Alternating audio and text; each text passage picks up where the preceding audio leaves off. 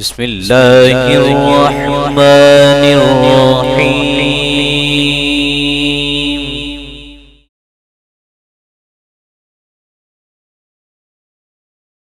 بہرحال جزا و سزا کا بدلہ جو ہے وہ اسے ملے گا، لیکن زندہ کر کے ملے گا۔ وجہ اس کی یہ بھی ہے کہ اس نے جو اعمال زندگی میں کیے ہیں، زندہ ہو کر کیے ہیں، اور اپنے جسم کے ساتھ کیے ہیں، اپنے ہاتھوں پاؤں کے ساتھ کیے ہیں، اپنی آنکھوں، اپنی زبان اور اپنے کانوں کے ساتھ کیے ہیں۔ جس جسم کے ساتھ اس نے اعمال کیے ہیں، بالکل اسی جسم کو دوبارہ زندہ کیا جائے گا۔ یہ الگ بات ہے کہ اس کی صلاحیتیں اس دنیا کے مقابلے میں کہیں بڑھ کر ہوں گی۔ مثال کے طور پر ہم یہاں بہت ساری پوشیدہ چیزوں کو نہیں دیکھتے، مثلا ہم فرشتوں کو نہیں دیکھتے اور نہیں دیکھ سکتے، ہم جنات کو نہیں دیکھتے اور نہیں دیکھ سکتے، اور اس طرح کے کئی چیزیں ایسی حقائق ہیں جو ہمیں نظر نہیں آتی، لیکن ہم ان کو مانتے ہیں، قرآن مجید کی روح سے مانتے ہیں، اس پر ایمان لا کر مانتے ہیں، لیکن ہم انہیں کسی بھی طریقے سے حواس خمسہ کے ذریعے ٹچ نہیں کر سکتے۔ اس دنیا کے اندر جب دوبارہ زندگی آئے گی تو فرق یہ پڑ جائے گا کہ وہ چیزیں ہمیں نظر آئیں گی اور ہماری نظریں تیز ہو جائیں گی، لاکھوں کروڑوں میل کی دوری سے ہم چیزوں کو دیکھیں گے، فرشتوں کو دیکھیں گے۔ یہ قرآن مجید میں بتایا گیا ہے۔ جنت میں جانے والے لوگ جہنمیوں کو دیکھیں گے، اور جہنم میں جانے والے لوگ جنتیوں کو بھی دیکھیں گے۔ یہ بھی قرآن مجید میں بیان کیا گیا ہے۔ لیکن جو کچھ کریں گے وہ اپنے جسم کے ساتھ کریں گے۔ یہی جسم، اس کے یہی فنگر پرنٹ ہوں گے۔ یہ بنیادی فرق ہے اقوام عالم کی سوچ اور ان کے مذاہب میں، اور اسلام کی سوچ اور اس کے دین میں۔ اور قرآن مجید کے اندر جتنا زوردار طریقے سے یا زوردار الفاظ میں اس عقیدے پر زور دیا گیا ہے، کسی اور عقیدے پر نہیں دیا گیا، بلکہ یوں سمجھیے کہ قرآن مجید کا ایک تہائی حصہ دوبارہ زندہ ہونے کے اوپر ہے، کہ اللہ تعالیٰ انسانوں کو دوبارہ زندہ کرے گا، دوبارہ زندہ کرے گا، اسی مٹی سے کرے گا، اور دوبارہ جو زندگی ہوگی، دوبارہ کی جو تخلیق ہوگی، وہ نسل در نسل نہیں ہوگی، وہ یہی انسان جو مر کر مٹی میں مل گئے ہیں یہی دوبارہ آئیں گے، زندہ ہو کر آئیں گے، اور زمین کا چپا چپا، زمین کا کوئی حصہ ایسا نہیں ہوگا جہاں سے انسان نہیں نکلیں گے۔ اس بات کو، اس عقیدے کو قیامت کا عقیدہ کہتے ہیں، قیامت پر ایمان لانا، آخرت پر ایمان لانا کہتے ہیں، بلکہ ایمان سے آگے بڑھ کر ایک درجہ وبالآخرۃ ہم یوقنون کا، کہ وہ اس پر یقین رکھتے ہیں، اور جو اس بات پر یقین رکھتے ہیں، جب یقین پیدا ہوتا ہے تو یقین انسانی زندگی میں، انسان کی سوچ میں انقلاب پیدا کرتا ہے، اس کی زندگی تبدیل ہو جاتی ہے، اس کی اخلاقیات تبدیل ہو جاتی ہیں، اس کی سوچنے کا انداز بدل جاتا ہے، اس کی فکر بدل جاتی ہے۔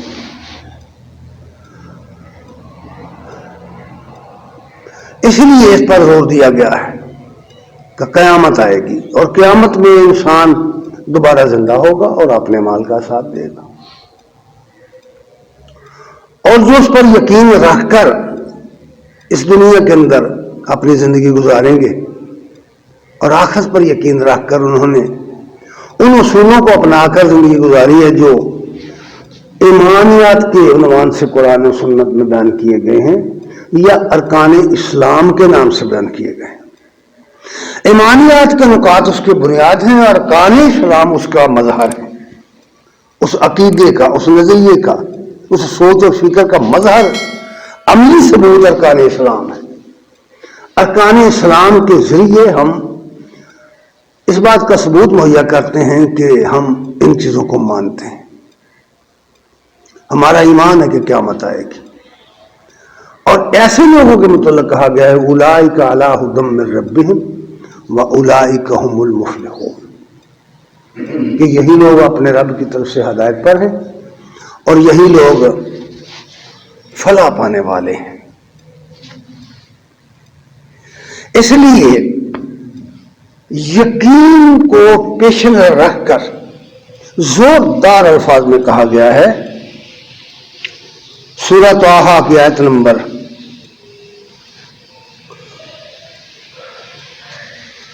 15-16 میں فرمایا ہے ان الساعۃ آتیۃ، بے شک قیامت آنے والی ہے، بے شک قیامت آنے والی ہے۔ اکاد خفیہا، فرمایا میں اسے چھپا کے رکھوں گا، اس کا علم نہیں کسی کو بھی دیا گیا کب آئے گی، چھپا کے رکھوں گا، اور اس کا آنا جو ہے اس کی آمد اچانک ہوگی، اور کس لیے ہوگی، کیوں برپا کی جائے گی قیامت؟ اسی آیت میں جواب دے دیا لِتُجْزَىٰ كُلُّ نَفْسٍ بِمَا تَسْعَىٰ، کہ جو کچھ بھی کسی شخص نے کیا ہے اسے اس کا بدلہ دیا جائے، اس لیے وہ قیامت برپا کی جائے گی۔ ہلکا سا اس کو چلا دو،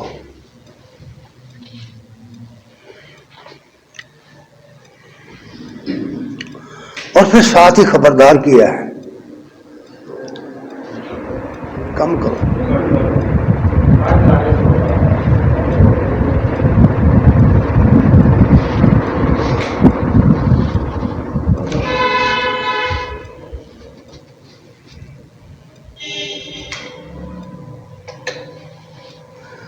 پھر ساتھ ہی خبردار کیا گیا ہے کہ جو لوگ اس اسلامی عقیدے کو تسلیم نہیں کرتے، میں نے پہلے عرض کیا نا کہ جزا سزا کو تو مانتے ہیں لوگ، لیکن وہ دوبارہ زندہ ہو کر جزا سزا کو نہیں مانتے، وہ دوبارہ زندہ ہونے سے پہلے، قیامت کے برپا ہونے سے پہلے، موت کے بعد قیامت برپا ہونے سے پہلے قبر میں ہی یا برزخ میں مانتے ہیں، لیکن قیامت کے دن سے پہلے مانتے ہیں۔ وہ یہ نہیں تسلیم کر کے دوبارہ قیامت آئے گی اور دوبارہ انسان زندہ ہو جائے گا۔ آپ کسی بھی مذہب کا مطالعہ کر کے دیکھیں، اس لیے خبردار کیا گیا ہے کہ اس طرح کے جو لوگ ہیں یا تو وہ سرے سے جزا سزا کے آخرت میں قائل ہی نہیں جیسے عرب تھے، یا ملحدین ہیں، یا اس طرح کے لوگ کہ جزا سزا کے تو قائل ہیں لیکن قیامت کے قائل نہیں ہیں۔ ان کو پیش نظر رکھ کر یہ بات کہی گئی ہے فَلَا يَصُدَّنَّكَ عَنْهَا مَن لَّا يُؤْمِنُ بِهَا۔ ہاں، دو باتیں بیان کی کہ اے مخاطب، تجھے وہ شخص اس عقیدے سے نہ ہٹا دے جو اس کو نہیں مانتا،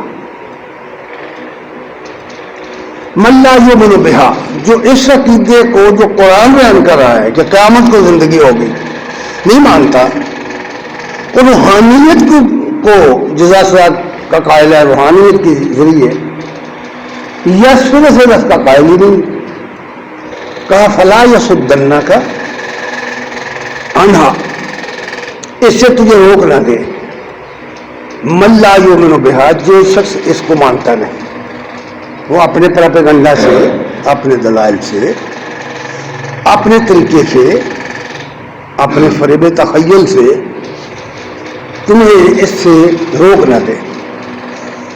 دوسری بات یہ کہی کہ وَاتَّبَعَ هَوَاهُ، کہ وہ اپنی خواہش پر چل رہا ہے، اپنی خواہش کے پیچھے چل رہا ہے. یہ بہت زبردست بات ہے جو کہی گئی ہے. نفسیاتی طور پر اگر غور کریں تو انسان کے اندر ایک بات ہے، انسان کسی ایسی چیز کو تسلیم کرنے کے لیے تیار نہیں ہوتا جس میں اس کو اپنے لیے خطرات محسوس ہوتے ہیں. وہ اس سے بچنے کے لیے، ان خطرات سے بچنے کے لیے طفل تسلی کے طور پر بہت سارے بہانے تراش لیتا ہے کہ یہ نہیں ہو سکتا، وہ نہیں ہو سکتا.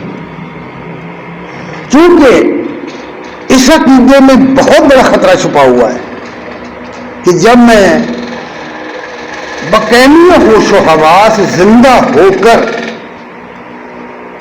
اپنے رب کے لیے پیش کر دیا جاؤں گا اور ساتھ ہی میری پوری زندگی کی فلم بھی ہوگی، تو مجھے پتا ہے کہ میں اس کو فیس نہیں کر سکوں گا. اگر میں نے دنیا میں اس کا کوئی بندوبست نہیں کیا، توبہ کے ذریعے، اخلاص کے ساتھ توبہ کے ذریعے اور اپنے نیک اعمال سے، اپنے اچھے اعمال سے ازالہ نہیں کیا اس دنیا میں، تو میرے لیے وہ بڑا ہولناک خواب ہے. اس لیے انسان جو ہے کسی ایسی چیز سے بہت خوفزدہ ہو جاتا ہے جو وہ جانتا ہے کہ مجھے فیس کرنا بہت مشکل ہے. اپنی ہی زندگی کو، اپنے ہی اعمال کو جب میں تصور کرتا ہوں کہ میں نے پیچھے کیا کیا ہے اپنی دنیا میں، اپنی زندگی میں بھی جانتا ہوں، آپ بھی سب لوگ جانتے ہیں، اپنا ماضی ہر کوئی جانتا ہے، اور وہ یہ بھی جانتا ہے کہ اللہ کو معلوم ہے، اور وہ یہ بھی جان گیا ہے کہ اس کی ایک پوری فلم معلوم ہے، موجود ہے. تو یہ تصور بڑا خوفناک ہے. اس لیے وہ پھر اپنی خواہش کے پیچھے چلتا ہے، عقل کو سائڈ پہ رکھ دیتا ہے، ان سارے ثبوتوں کو بھی سائڈ پہ رکھ دیتا ہے. اس لیے قرآن نے کمال کی یہ بات کہہ دی، وَاتَّبَعَ هَوَاهُ، کہ وہ خواہش کے پیچھے چل رہا ہے. اور خواہش کا مطلب یہ ہوتا ہے کہ دو چیزیں آدمی کے اندر، ایک ہے اس کی عقل، اس کا علم جو اسے بتا رہا ہوتا ہے کہ یہ راستہ خطرناک ہے، لیکن اس کا دل چاہ رہا ہے کہ میں یہی راستہ مجھے پسند ہے. اب جہاں بالکل اس کے اندر کشمکش شروع ہو جاتی ہے، ایک طرف عقل اور علم کا فتویٰ، دوسری طرف دل کی خواہشات. اور وہ دل کی خواہشات پر جب جاتا ہے کہ دل چاہتا ہے اسے، وَاتَّبَعَ هَوَاهُ، کہا کہ ایسا شخص اس کو فیس نہیں کر پا رہا. نتیجہ یہ ہوتا ہے کہ وہ کبوتر کی طرح اپنی آنکھیں خطرہ دیکھ کر اپنی آنکھیں بند کر لیتا ہے، حالانکہ یہ آنکھیں بند کر لینا بچا نہیں سکتا اس کو خطرے سے. اس لیے جملہ آخری لفظ فرمایا فَتَرْدَىٰ، پھر ایسا شخص برباد ہو گیا، وہ تباہ ہو گیا، وہ نہیں بچ سکے گا. اسے ماننا پڑے گا، اپنی ضمیر کی آواز پر لبیک کرنا پڑے گا، اسے اپنے عقل اور علم سے کام لینا پڑے گا. اور یہی بات نبی کریم صلی اللہ علیہ وسلم کے حدیث میں ہے، جو بھی میں نے پڑھی. شداد بن اوس رضی اللہ تعالیٰ عنہ بیان کرتے ہیں کہ رسول اللہ صلی اللہ علیہ وسلم نے فرمایا، الکیس من دانا نفسہ وعمل لما بعد الموت. دانشمند وہ شخص ہے جو اپنے نفس کو قابو میں لائے، اپنی خواہشات کو قابو میں لائے، اسے مطیع بنائے، اپنی عقل، اپنے علم کا تابع کرے اس کو، اور جو کچھ کرے دنیا میں آخرت کے نقطہ نظر سے کرے. عامل لما بعد الموت، کل قیامت کے دن جو موت کے بعد جو کچھ پیش آنا ہے اس کی پیش نظر کرے. اور پھر فرمایا والعاجز من اتبع نفسہ ہواہا، اور احمق ہے وہ شخص جس نے اپنے نفس کی بات مانی، اپنی خواہش نفس کے پیچھے چلا وتمنا علی اللہ، اور پھر اللہ سے یہ امید رکھے ہوئے ہے کہ وہ بخش دے گا، اللہ سے یہ تمنا رکھے ہوئے ہے کہ وہ بخش دے گا، اللہ کے احکامات کو اس نے سائڈ لائن کر دیا اور اس کے بعد وہ یہ سمجھے بیٹھا ہے کوئی بات نہیں، اللہ اپنی رحمت سے بخش دے گا، وہ رحیم ہے کریم ہے وغیرہ وغیرہ. یہ اپنے آپ کو دھوکہ دینے والی بات ہے. اسلام اصولوں پر مذہب پر مبنی دین ہے، اصولوں پر مبنی دین ہے.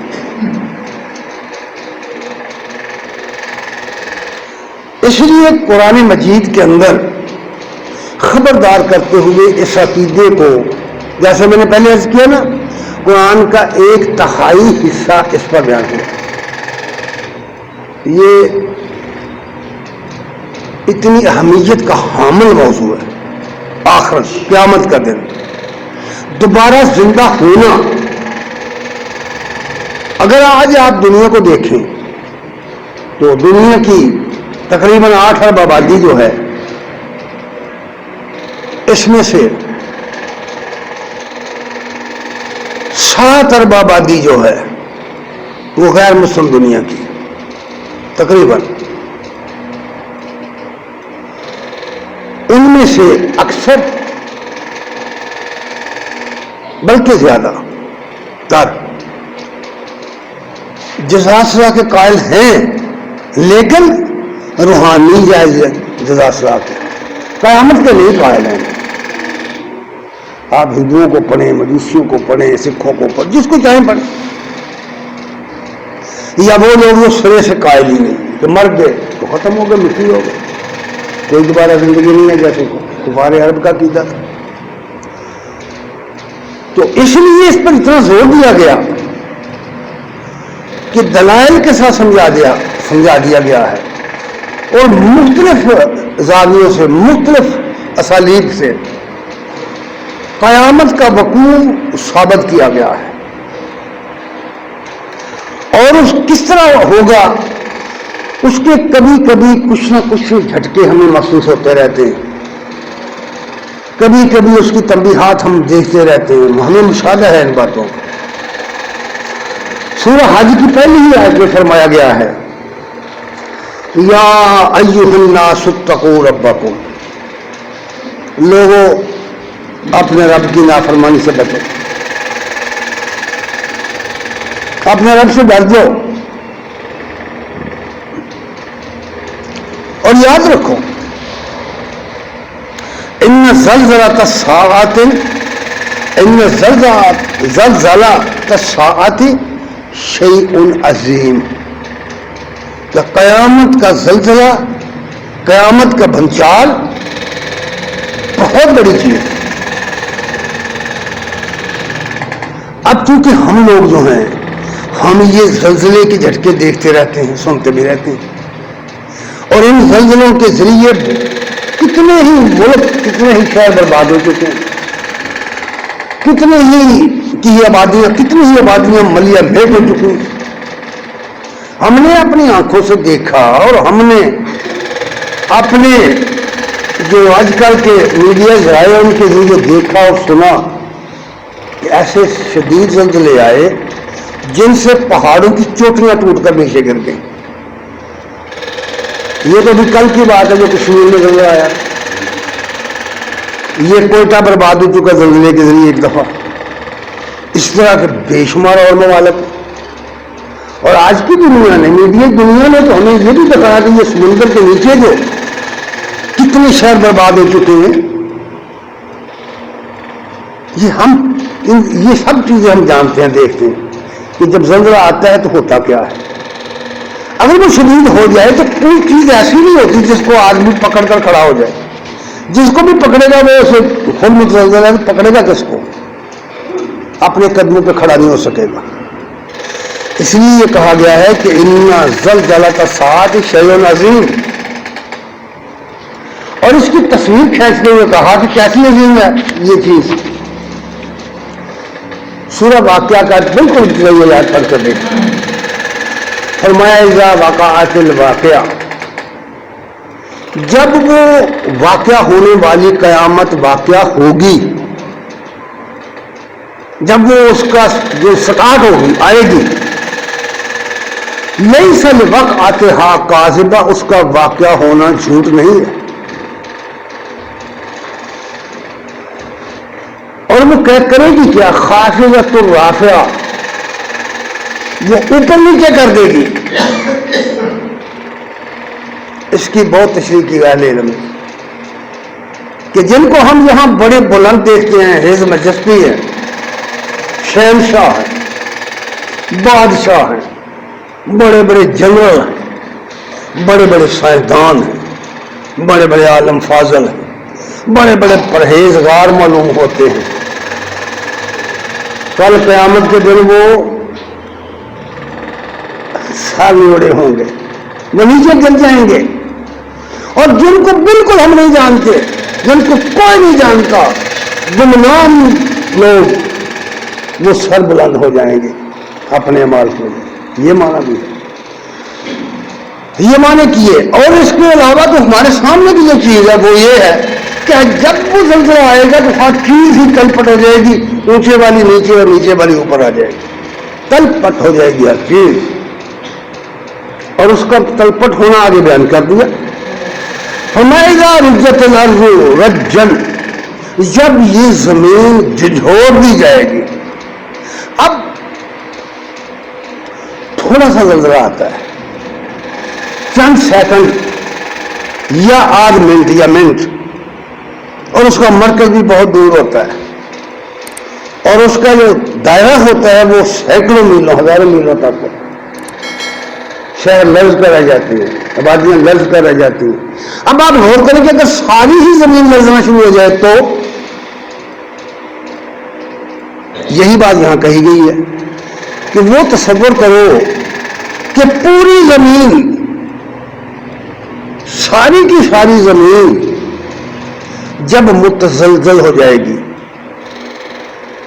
جب اس پر بھونچال وارد کر دیا جائے گا، اور یہ ٹکنے ہی نہیں لے گی، ٹھہرنے ہی نہیں کا نام نہیں لے گی، مسلسل وہ زلزلہ بڑھتا ہی چلا جائے گا، پھر کیا ہوگا؟ قرآن نے کہا وَالْبُسَّتِ الْجِبَالُ بَسًّا، اور یہ پہاڑ جو جمع ہوئے اور بڑے سخت میں جو دیکھ رہے ہو، یہ تو بھربری ریت اور کی طرح ہو کر اڑ جائیں گے. القارعۃ ما القارعۃ وما ادراک ما القارعۃ یوم یکون الناس کالفراش المبثوث وتکون الجبال کالعہن المنفوش. وہ ٹھوک دینے والی، تمہیں کیا خبر ٹھوک دینے والی کیا ہے؟ یوم یکون الناس، جس دن لوگ یوں بکھر جائیں گے جیسے ٹڈی دل ہوتے، پروانوں کی طرح، کسی کو کسی کا ہوش نہیں رہے گا، کسی کو کسی کا ہوش نہیں رہے گا. یہ صورتحال ہو جائے گی. اب بھی ہم دیکھتے ہیں ہلکا سا زلزلہ آتا ہے، ہم سب کچھ چھوڑ کر بھاگ کر باہر نکلتے ہیں. تو فرمایا کہ جب یہ پہاڑ جو ہیں کسی پر مہیلا ہو جائیں گے، یہ پہاڑ میں رہیں گے، تو اب جو چیز سخت ہے جب وہ ایسی ہو جائے گی تو زمین کا حال کیا ہوگا؟ پھر خود ہی سوچیں. نرم کا حال کیا؟ جب سخت چیز جو ہے، ٹھوس چیز جو ہے، اس کا حال یہ ہوگا کہ وہ اڑتی پھرے.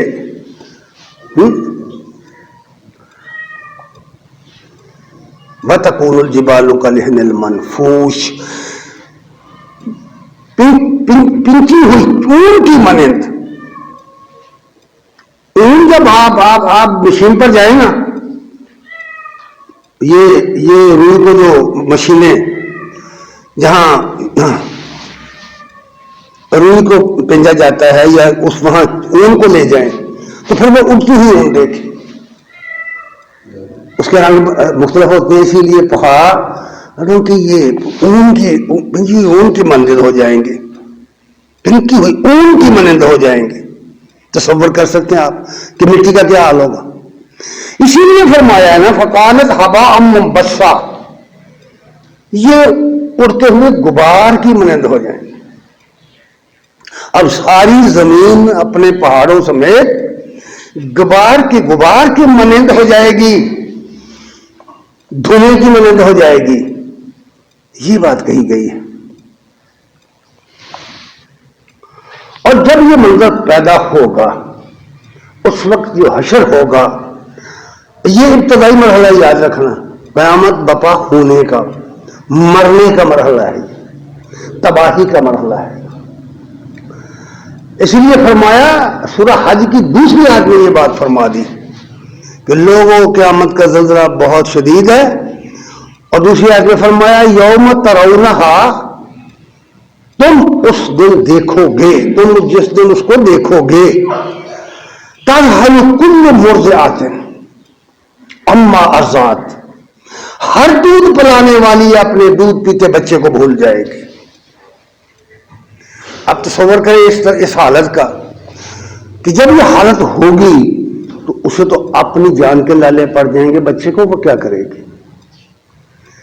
اس لیے فرمایا گیا ہے کہ تم دیکھو گے، جب تم اس کو دیکھو گے اس زلزلے کو، تو دیکھو گے کہ تذہل کل مرضعۃ عما ارضعت، کہ ہر دودھ پلانے والی اپنے دودھ پیتے بچے کو بھول جائے گی۔ اور پھر ساتھ ہی فرمانا تازہ کل ذات حمل حملہا، اور ہر حمل والی کا حمل گر جائے گا۔ آپ اندازہ کر سکتے ہیں کسی مادہ کا حمل گر جائے تو اس کا اثر کیا ہوتا ہے، اس کی حالت کیا ہوتی؟ کیا وہ بچ سکتی؟ کیا وہ اٹھ کر دوڑ سکتی؟ کیا وہ چل سکتی؟ نہ یقین کریں ہم تو ہماری بھی مرضی۔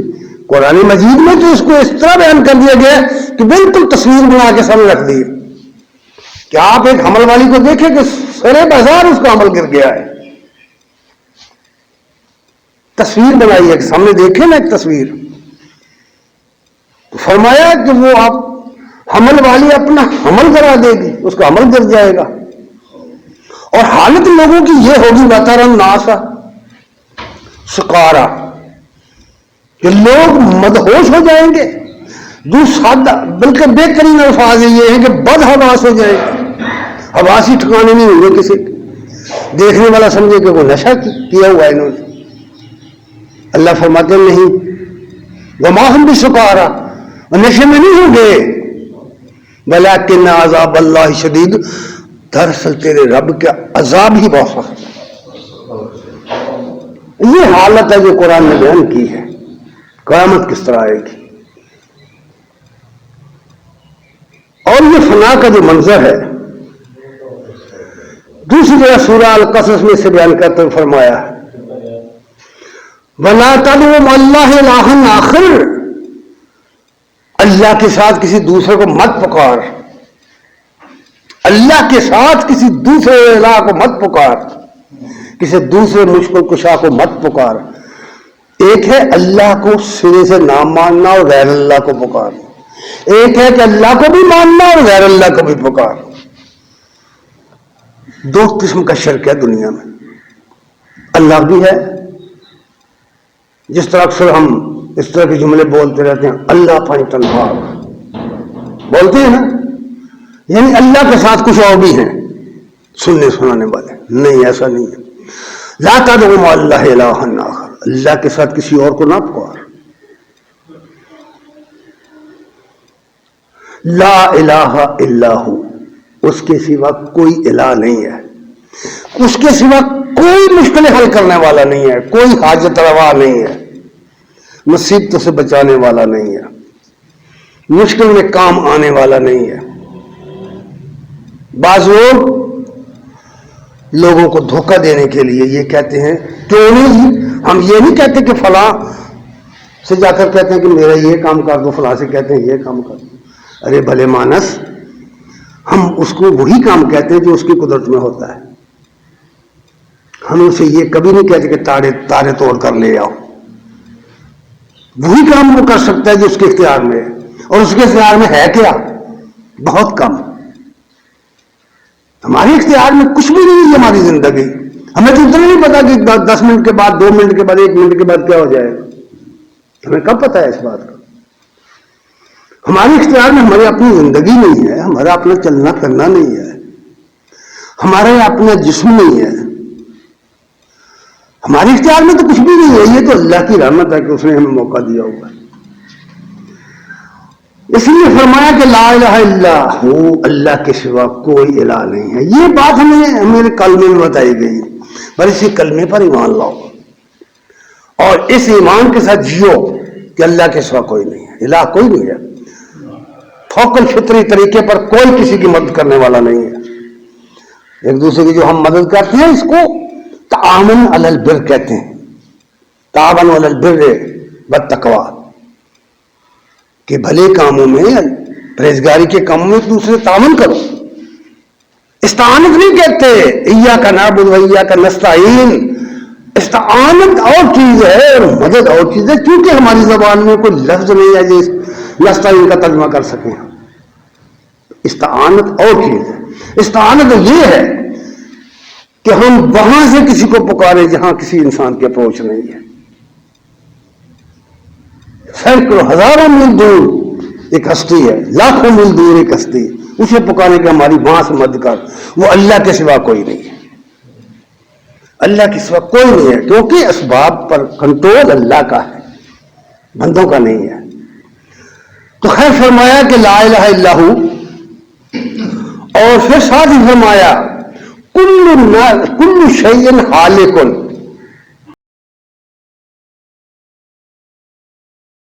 الا وجہہ. اللہ کے سوا جو کچھ ہے سب ہلاک ہو جائے گا. اللہ کے سوا, اب غور کرو, اللہ کے سوا, اللہ کے سوا جو کچھ ہے مخلوق ہے. مخلوق میں فرشتے بھی ہیں, جن بھی ہیں, انسان بھی ہیں, پھر انسانوں میں سے بڑے بڑے بزرگ بھی ہیں. سب اللہ کے سوا جو کچھ ہے ہلاک ہو جائے گا. اور یہ ہلاک کا لفظ ہلکن جو آیا ہے فاعل کے معنوں میں, یہ عربی گرامر کے اصول سے جب یہ اپنے اوزان کے لحاظ سے جس کو ہم گردانے کہتے ہیں کرتے ہیں, کتاب الصرف میں پڑھیں تو ضرب یضرب کے وزن پر جب یہ حالہ کا یہ کو آئے تو اس کے معنی ہوتے ہیں معدوم ہو جانا, چیز کا وجود ہی نہ رہے. میں اوپر بیان کر چکا ہوں نا قرآن مجید کی روشنی میں کہ ایک زمانہ آئے گا جب یہ چیزیں جو دیکھ رہے ہیں نا ان کا کوئی وجود نہیں رہے گا, ہوا مبثہ ہو جائیں گی.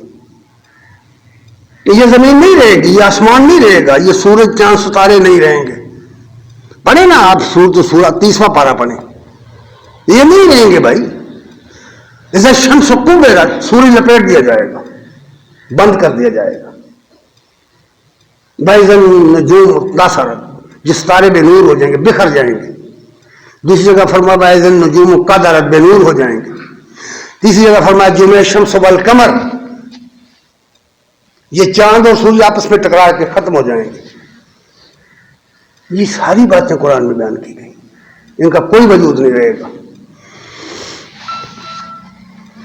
اس لیے فرمایا کہ اس کے سوا ہر چیز ہلاک ہو جائے گی. دوسری جگہ فرمایا کلو من علیہا فان ویبقا وجہ ربک ذو الجلال والاکرام, ہر چیز فانی ہے اس کی اور تیرے رب جلال و کرام والے کے ساتھ باقی رہے گی. یہاں بھی یہی بات فرمائی کل شیء خالق الا وجہہ, اس کی ذات کے سوا سب کچھ ہلاک ہو جائے گا. لہ الحکم, فیصلہ اسی کا نافذ ہوگا, حکم صرف اسی کا. اور اس فنا کے بعد وَإِلَيْهِ تُرْجَعُونَ, تم لٹا کر اس کے حضور لائے جاؤ گے, دوبارہ زندہ کر کے رب کے حضور لائے جاؤ گے. قرآن نے ایک ایک لفظ کے اندر دنیا سمیٹ دی ہوئی ہے. بس کیا کریں, ہماری بدقسمتی ہے کہ ہم قرآن نہیں پڑھتے, نہیں سمجھتے. اور پھر دوسری جگہ فرمایا, یہ تو اس دنیا کا منظر ہے نا کہ دنیا فنا کے گھاٹ اتر گئی, ہر چیز فنا ہو گئی, ہر چیز کو ہلاکت ہو گئی. اور پھر ایک دوسری دنیا آئے گی. یہ دنیا فنا ہوگی، یہ زمین فنا ہوگی، یہ آسمان ٹوٹ گیا، ٹکڑے ہو کر گر گیا، اس کی بلشیں ٹوٹ گئیں. اس کے بعد فرمایا سورہ ابراہیم آیت نمبر 51 غالباً، فرمایا یوم تبدل الارض غیر الارض والسماوات، اس زمین کو تبدیل کر کے ایک دوسری زمین بنا دی جائے گی. اس زمین کو اس کے سوا ایک زمین بنا دی، تبدیل کر دی. تبدل الارض، تبدیل کر دی جائے گی زمین. اس کی حیت تبدیل کر دی جائے گی، اس کے موسم تبدیل کر دیے جائیں گے، اس کی دیگر قوانین و نوامیس کے تحت یہ زمین آئے گی، اور آسمان بھی بدل دیے جائیں گے. اور پھر کیا ہوگا؟ وَبَارَزُوا لِلَّهِ الْوَاحِدِ الْقَهَّارِ، اس واحد القہار رب کے سامنے تم کھڑے ہو جاؤ گے، سب اس کے سامنے ظاہر ہو کر کھڑے ہو جاؤ گے. کیسے ہوگے؟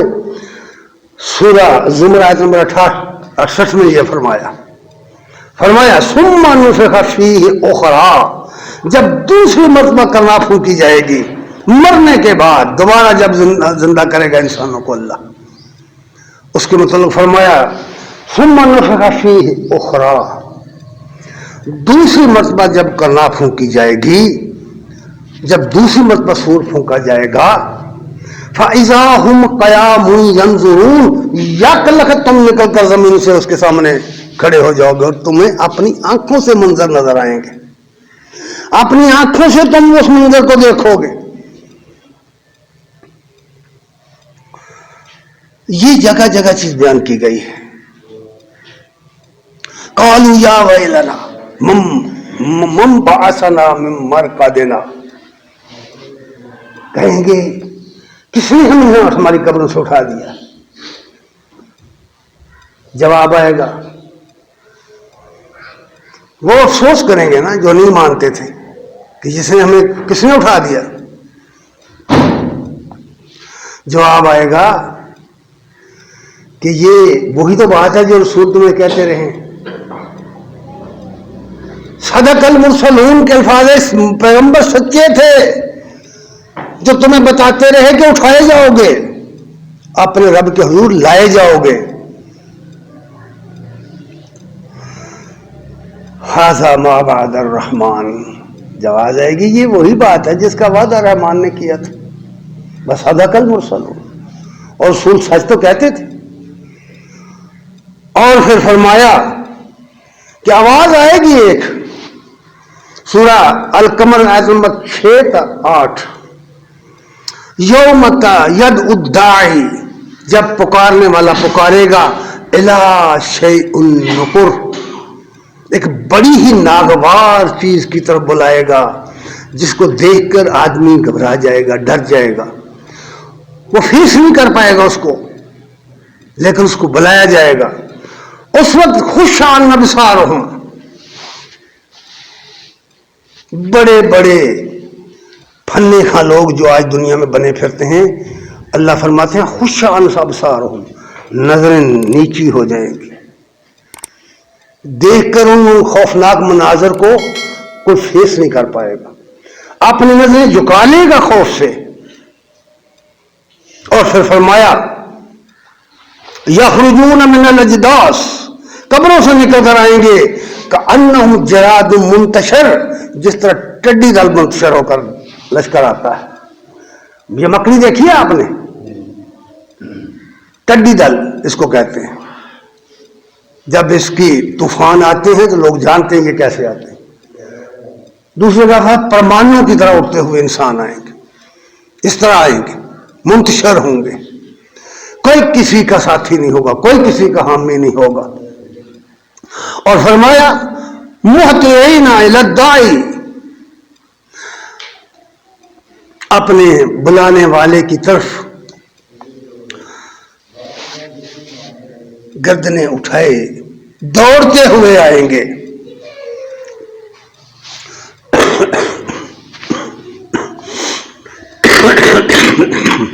مہطعین الی الداعی، دوڑتے ہوئے گردنیں اٹھائے آئیں گے پکارنے والے کی طرف. یقول الکافرون ھذا یوم عسر، ھذا یوم عسر، اس دن کے منکر لوگ جو آج کہتے ہیں کہ قیامت نہیں آ سکتی، دوبارہ انسان زندہ نہیں ہو سکتا، یہ جسم دوبارہ نہیں بن سکتا مٹی ہو جانے کے بعد، انہیں بتایا گیا ہے کہ اس دن یہ اللہ کے قرآن کے منکر پکاریں گے اپنی زبان سے کہ یہ دن تو بہت سخت ہے، یہ وقت تو بہت سخت ہے۔ اور دوسری جگہ فرمایا سورہ عبس آیت نمبر 34 تا 37،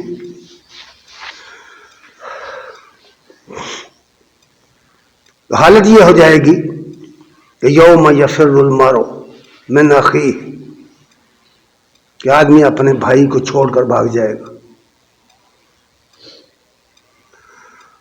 وَأُمِّهِ وَأَبِيهِ، اپنی ماں کو اور اپنے باپ کو چھوڑ کر بھاگ جائے گا، وَصَاحِبَتِهِ وَبَنِيهِ، اپنی بیوی بچوں کو چھوڑ کر بھاگ جائے گا۔ یہاں آپ دیکھتے ہیں نا، یہ جانوروں کو دیکھیں، پرندوں کو دیکھیں، یہ بھی اپنے بچوں کے لیے مر جاتے ہیں، ان کی حفاظت کے لیے۔ آپ حیران ہوں گے کہ بطخ جو ہے وہ لومڑی سے لڑ جاتی ہے، وہ کتے سے لڑ جاتی ہے بچہ بچانے کے لیے، لیکن وہاں انسان اپنے بچوں کو چھوڑ کر بھاگ جائے گا۔ وہ دن اتنا سخت ہے، اس کا عذاب اتنا سخت ہے، اس کی گرفت اتنی سخت ہے، یعنی وہ چیزیں جو ہم یہاں نہیں دیکھتے کیونکہ وہاں ہمارے سامنے کھل کر آ گئی ہوں گی، اس لیے اب ہمیں تصور کے تحت اس کی سختی کا اندازہ نہیں ہے، اور کل چونکہ وہ ظاہر ہو جائیں گی اور ہم اپنی آنکھوں سے دیکھیں گے، اس لیے اس کا اندازہ ٹھیک ہو جائے گا۔ ہم نہیں جائیں گے، ہم نے جس کو بڑے لاڈ پیار سے پالا ہے کہ ہمارا اکلوتا بیٹا ہے، وہ ہمارے سامنے پھنسا ہوا، ہم اس کے قریب بھی نہیں پھٹکیں گے۔ قرآن کی گواہی یہ ہے۔ اور اللہ فرماتے ہیں لِكُلِّ امْرِئٍ مِّنْهُمْ يَوْمَئِذٍ شَأْنٌ يُغْنِيهِ، کیونکہ ہر شخص کو اپنی پڑی ہوگی، ہر شخص کا اپنا معاملہ ایسا ہوگا کہ وہی اس کے لیے کافی ہو جائے گا، اس میں پھنسا ہوا ہوگا۔ اور پھر فرمایا بھائی لا یسأل حمیم حمیما، کوئی غمخوار دوست وہاں کسی دوست کے کام نہیں آئے گا۔ سورہ المعارج میں یہ بات فرمائی، 1 تا 14 آیات پڑھے، 10 تا 14۔ پھر یہ بھی فرمایا یبشرونہم، ہم نے یہ مناظر ان کو دکھائیں گے، باپ کو بیٹے کا حال دکھائیں گے، بیٹے کو باپ کا حال دکھائیں گے، دوستوں کو دوستوں کا حال دکھائیں گے، یبشرونہم، ہم ان کا حال ایک دوسرے کو دکھائیں گے، آؤ بھائی اس کی مدد کے لیے کوئی نہیں آئے گا، کوئی نہیں کسی کے کام آئے گا۔ اس لیے فرمایا یود المجرم، اس وقت جو شخص مجرم کے سینے سے آیا ہے اس کی تمنا یہ ہوگی، اس کی خواہش یہ ہوگی، وہ اس بات کو پسند کرے گا کہ لو یفتدی من عذاب یومئذ ببنی، کہ وہ اس عذاب سے چھوٹنے کے لیے اپنی اولاد دے دے، اپنی اولاد کا فدیہ دے دے، وصاحبتہ واخی، وہ اپنی بیوی دے دے، وہ اپنے بھائی بند دے دے، وفصیلۃ التی تؤویہ، اور وہ اپنا سارا قبیلہ دے دے اور خود چھوٹ جائے، وہ قبیلہ جو اس کی پشت پر ہوتا تھا۔ قرآن مجید میں کوئی کسر باقی نہیں چھوڑی گئی، وہ سب کچھ کو دینے کے لیے تیار ہو جائے گا کہ مجھے اس عذاب سے چھٹکارا مل جائے، اور یہ میری سارا کنبہ، سارے دوست، سارے بھائی بہن، سارا قبیلہ جہنم میں چلا جائے، میں چھوٹ جاؤں۔ اور اس سے آگے بڑھ کر کہ اگر اس کا بس چلے تو فرمایا ومن فی الارض جمیعا، تو وہ جوہری زمین میں جو کچھ ہے اگر اس کا بس چلے اور اس کے پاس ہو، وہ سب کچھ دے کر بھی چھوٹنے کے لیے کوشش کرے گا کہ میں چھوٹ جاؤں اور یہ سب کچھ دے دوں۔ اور یہاں دوسرا معنی بھی کیا ہے علماء نے کہ یہاں جو کچھ ہم نے کیا جس کو ہم بہت سمجھتے ہیں یہ کل ناکافی ہو جائے گا۔ یہ تو آپ دنیا بھر کی زمین جو ہے اس کو بھر کر لے آئے خلاف شریعت اعمال کے ساتھ، بدعات کے ساتھ، تو کل قبول نہیں ہوگی، اللہ نہیں قبول کرے گا ان کو. آدمی کو اپنے عمل کو بھگتنا پڑے گا. اس لیے یہ بات فرمائی گئی ہے کہ سب کچھ دینے کے لیے تیار ہو جائے گا. وَمَنْ فِي الْأَرْضِ جَمِيعًا ثُمَّ يُنْجِيهِ.